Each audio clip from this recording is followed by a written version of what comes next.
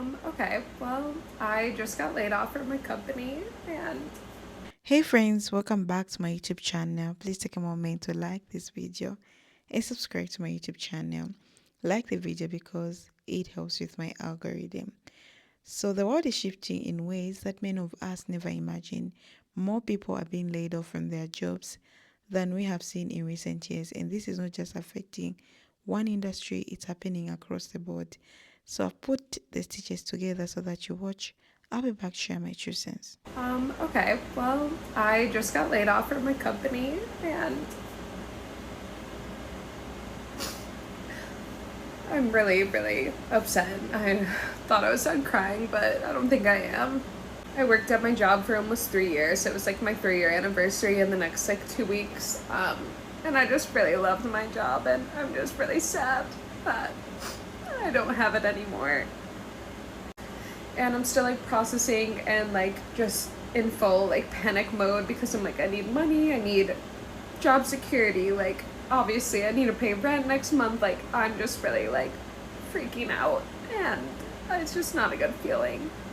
I feel like my main like source of sadness is just that I really enjoyed going into my office every day for the past 3 years. Like I've gone through a lot while having this job and I would just always tell people like I'm so thankful to have this job because it's really like pulled me out of like some dark times, like because I knew I had to go into my office, and the content, like the work of the job I really enjoyed too, and I just felt like I was really doing a good job, and so that like really sucks. But yeah, I don't really know. I'm so sick of crying on the internet. I'm sorry. I've never been laid off or anything, so I don't really know like what to do or say. I'm trying to like keep myself busy and it's only been like a few hours. So I know this is gonna be like a whole new chapter for me and I have a lot to figure out. I have a few weeks of severance, which is fine, but I know like the job market is like, takes a while to find something. I'm just the most sad because I just really liked my job. I liked being there. I liked going in every day. And I'm gonna like really miss it and miss this chapter of my life, so I don't know if that's it. I guess like unemployment content coming your way. But yeah, I don't know. I'm gonna be done crying on the internet for right now, but we'll see. Y'all, I think I'm about to get fired because they just put a random meeting on my calendar with HR. Girl, I know what that means. Just get it over with. Like we just text it to me. Is experiencing a moment of significant change. So this has required us to manage the business more tightly, focusing on billability. So we in the other sectors have been working through efforts to increase staff billability to reach FY26 billability targets. And so we're continuously evaluating the or your location or the expertise or the years of experience, right? And so the decision is not made lightly by the leaders in the health account, but at this time, we're moving forward with your formal severance notification, Betel. And so now I am going to have Adam discuss the next steps, right? And for would be on August 18th, which would be 10 business days from today. You are eligible for a severance payment, which is calculated based on your role and your tenure with the organization. And is because of this action, your access will be shut off tomorrow morning at 7 a.m. Eastern time. So if there are any personal files, Betel, please continue doing. So my husband was laid off from work this week. He was unfortunately part of a mass layoff with his company. Lots of people just laid off, had nothing to do with his performance or anything. They just made cuts economically. And it's been really, really rough. We're a family of 4. We have a 2-year-old, a 4-month-old. My husband was the breadwinner, and this is obviously just really, really devastating to our family. But what I share about online is budgeting, personal finance related, and you never think it's going to happen to you until it happens to you. I'm grateful that we have an emergency fund, we have a budget, we're debt free. But this is obviously a huge impact to our income, and I don't know how long this season is going to be for, and it makes me really nervous, as we have a whole family to support. So I just wanted to share this news with you guys, and I'm sure I'll be sharing more as time goes on of how we're handling all of this, but we're already making some changes for our budget of how this will impact us for coming months or however long this will be. And I also just wanted to thank you for your support, especially during this time. It means the world to me, so thanks so much for being. So I just got laid off from my full-time job a few days ago, which means I'm about to lose access to healthcare because I get my health insurance through my employer like so many other Americans do. We are the only developed nation that does this, the only developed nation that does not recognize healthcare as a basic human right, the only developed nation that does not have universal healthcare. I do have a couple of options of what I can do. I can go on my ex-employer's health insurance, but I would be paying that out of pocket, and that would be probably around $700 a month, which is going to be hard to swing now that I'm out of a job. I could go without health insurance and just hope that I don't have a medical emergency that'll put me tens of thousands to hundreds of thousands of dollars in debt. You also get penalized on your tax return if you don't have health insurance. I could get married to my partner and get put on his health insurance that he gets through his employer. That's actually a very common practice in the US. A lot of people get married so they can go on their partner's health insurance. I can also purchase health insurance individually on the market. I've never done that before. I can't imagine that it's cheap, but that's probably the option I'm going to take. One of the stupidest things about the US is that our healthcare access is largely dependent on our employment. Hi guys, so I just want to give you guys an update as to what happened in the meeting. In my previous video I mentioned to you guys that we received an email asking if we could come into work for those that weren't scheduled into work on Monday, and so we had the meeting and they pretty much notified us that we're getting laid off. By October they're closing down our store, and so that means that I am jobless. I am a single mom of a 4-year-old little princess, and she means the world to me. So I started my position at this store back in October of 2021. My daughter was just a few months. I had just lost my dad in September of 2021, so I pretty much started working right away because that meant that my mom was gonna have more bills. And also, as I had mentioned in another video, I am my brother's caregiver. He has Down syndrome. He is a 20-year-old young boy that has Down syndrome, and just like my daughter, he's the best thing that I have in this life. But since my dad passed away, pretty much the hours that I work as a caregiver for him, I actually pretty much just give it to my mom because I know that she has a lot of bills. She doesn't count on what my dad used to actually help financially, so I pretty much was left without a choice when my dad passed away as far as staying with my daughter a few more months from kind of like maternity leave. So I just took on that role as to helping her financially. So pretty much like I said, I'm jobless as of October of this year. So I've been asking you guys what, as a single mom, you guys do. I'd love to work as a remote job. And then something that I'd like to add is that I am so at peace. I am so happy. It's scary to know that I am not gonna have a job in a few months, but I am also putting absolutely all of my faith towards the unknown, and I know God is gonna guide me into something amazing, and He already has something amazing for me. Also, if you have any job recommendations, please leave them down below. I'm sure I am not the only one that has been fired, laid off, or is currently looking for a job. Please leave down your comments, your recommendations. I would like to build a community of empowering people. And yeah, see you next video. Hey you guys, come along with me on my journey.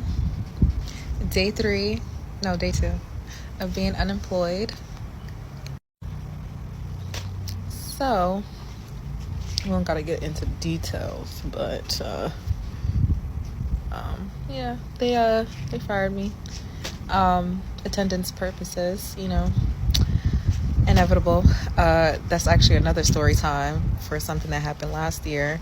But basically, to give y'all a little synopsis of what happened over the course of while I've worked here. Outside of work, though, not inside of work. Work was work. So I got my car stolen in July. That was fun. That's a story, actually. Got my car stolen. He stole my car in a place where I thought was very suburban, was very Caucasian. Why are you doing these ghetto activities here? Then next day, he tried using my card. Me and my friend who was helping me, we went to the Walgreens that he tried to use my card at. You know, I'm a private investigator, so I found out which Walgreens it was. Called the cops. And then what happened? Called the cops, and then they said he's actually in a speed chase right now, because he just hit a lick. Basically, he was doing an armed robbery in my baby. And for those of you who don't know, my car, rest in peace. Her name was Black Miss Per Black Kitty Meow. Moving on. During all of this, I had a roommate from hell. Was my best friend, is no more. Yeah, and that's another story time. Anyway, moving on. So I basically ended up being homeless because nobody wanted to pay their rent, and then my name was on the lease. Why did I do that? Well, I was a former people pleaser. Yes, I was. I've retired. Moving forward. So, in the midst of me being homeless, I had to miss work, obviously, to get some shit done, right? And, yeah, that's what led to my termination.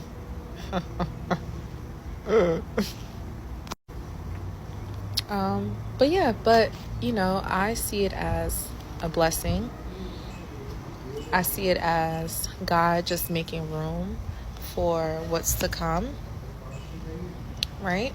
Because I was getting complacent. I was getting very stagnant at that work. There's many things that I want to do. I want to become a stylist, interior decorator. I want to be involved in the fashion world. I want to do a little modeling on the side, maybe a little acting, maybe some stand-up comedy. Who knows? And, you know, now I have the time to do that. So come along with me on my journey. And yeah, stay tuned. I was a part of a mass layoff today at my job. Can you tell? Let's talk about it. This morning when I logged in for work, I had a 15-minute touch base with a manager that I don't necessarily work with anymore. So I kind of already had the feeling that something was going on, but obviously I was going to try to stay hopeful. So, you know, I went throughout the day, I took my meetings, I did my work, and then the 12 o'clock meeting came. When I logged on, it was that manager and then someone I hadn't met before. And it was at that moment I knew that I was getting laid off. I tried to hold it together as best as I could. The role that I got terminated from, or what you even say terminated, I guess you could, was a senior associate for population health, and essentially they were just letting me know that they are doing away with the role, and I wasn't the only one that was being laid off, and it wasn't, you know, about my abilities and you know, the whole shebang, but I was no longer needed at my job. That breaks my heart because I've been with this company for 3 years. I started back in, 2022, and I've been fully remote working with this company, doing the best I can to help members that were with this company. So yes, it sucked a lot, but I'm making this TikTok to hopefully reach other employers.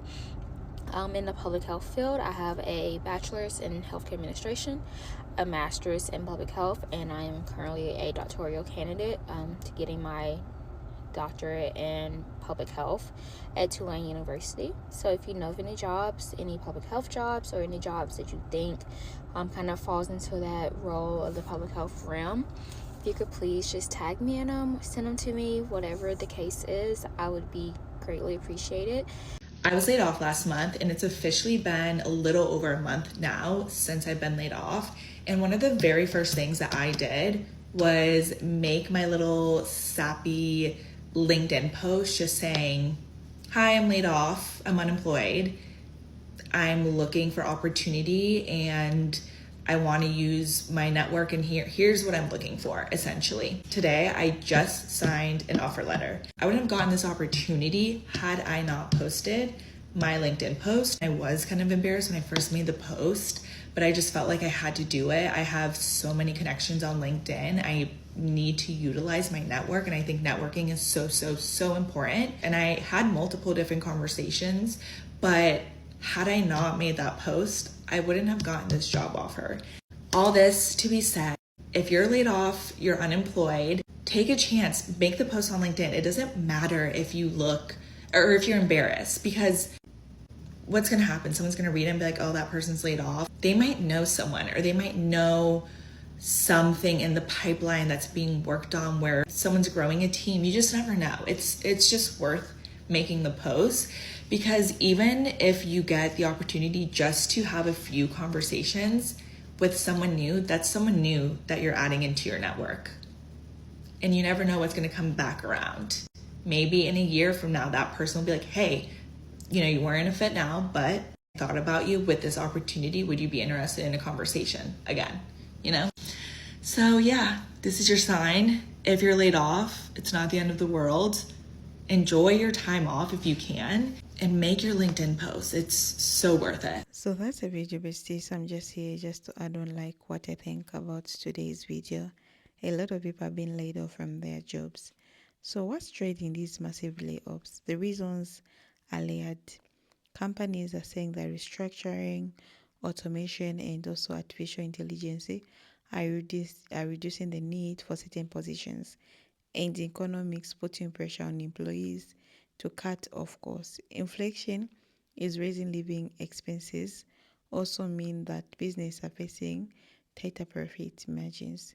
But here's the reality most people don't want to admit: job security in the traditional sense doesn't exist anymore.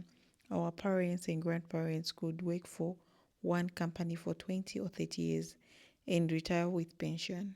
Today, that fantasy for most of workers. The modern job market is unpredictable.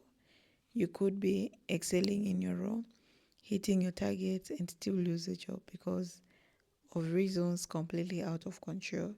That's a hard truth. The emotional toll of being laid off is something we don't talk about enough. It's not about losing an income, it's about hit to your confidence, your identity, and your self stability. Many people wrap their sense worthy around their career, so when that suddenly change stripped away, they feel lost. The mental health struggles that come with job loss can be overwhelming, and unfortunately, we live in a society that doesn't always provide enough support for people going through it. What's happening now is forcing a lot of people to reimagine their future.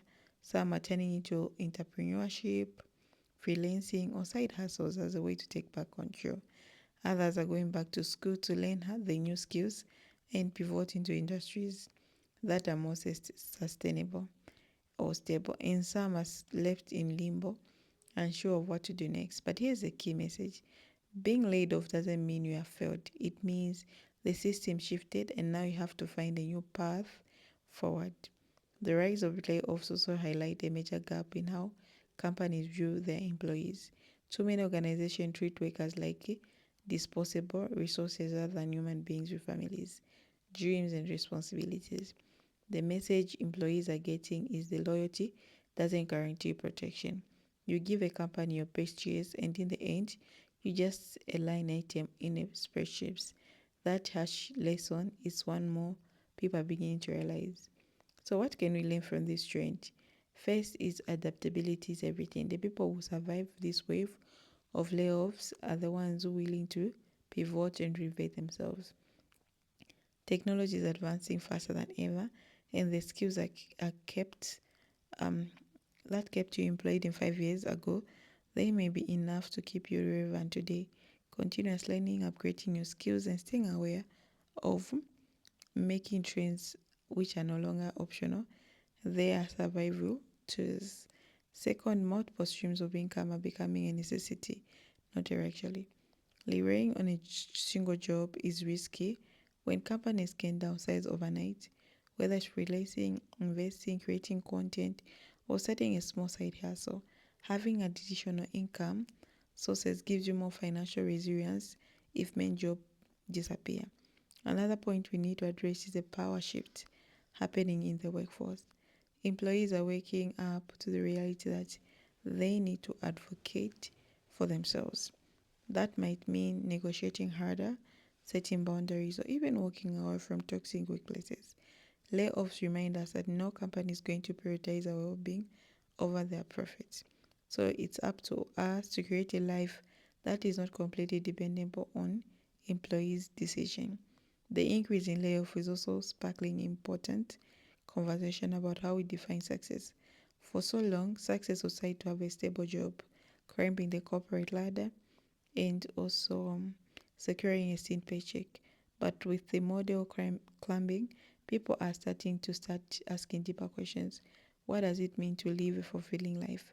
Is it tied to a job title or is it about freedom, flexibility, and purpose? These are the questions that layoff force us to confront. Now let's talk about the social impact. When large group of people are laid off, it doesn't affect individuals. It affects entire communities. People spend less, local businesses suffer, families struggle to keep the bills, and the cycle for economic hardship spread.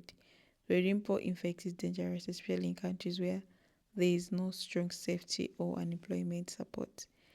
Okay, so that's a video. Bye guys. See you in the next episode.